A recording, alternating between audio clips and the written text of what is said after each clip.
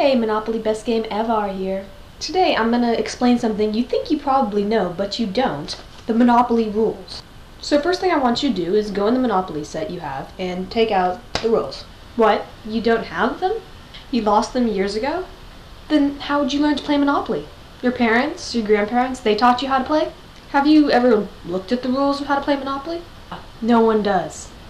The rules get passed down from generation to generation, and then the kids are just expected to trust their grandparents' word or parents' word on how to play. I am here today to clear up some common misconceptions about the Monopoly rules, as well as tell you rules you don't know and rules you use that are not in the rulebook.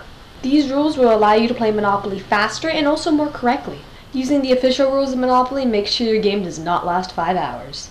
So let's start with the setup of the Monopoly game. There are 16 cards in each of the Chance and Community Chest decks. There are also exactly 32 houses and 12 hotels in each set of Monopoly. If you don't have enough houses or hotels, use Legos or something else to replace them with. If you have too many houses or hotels, most likely the game came with more because they expect you to lose some, then just take some aside and don't use them in gameplay.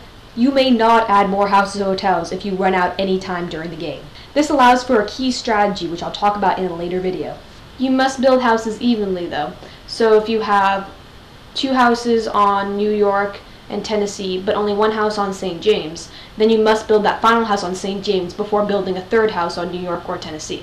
Each player needs a token, and if there is an argument over a token, throw only 1 dice, and whoever gets the highest roll will get the token. Oh, and make sure all the title deeds are in order before you start the game. Starting with the banker, each player throws both dice, and the person with the highest number goes first. The person who goes first throws the dice, and when they are done with their turn, they pass the dice to the player to their left. Let's say you land on Chance or Community Chest. When you draw the card, you read it, you do whatever the action is, then you put the card back, not face up, so when you see the cards as they come up when they're done, no, you put it face down, so the cards will continue to cycle through.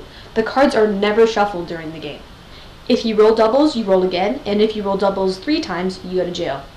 If you roll doubles and land on the go to jail space or get a go to jail card, then you do not roll again after you are in jail.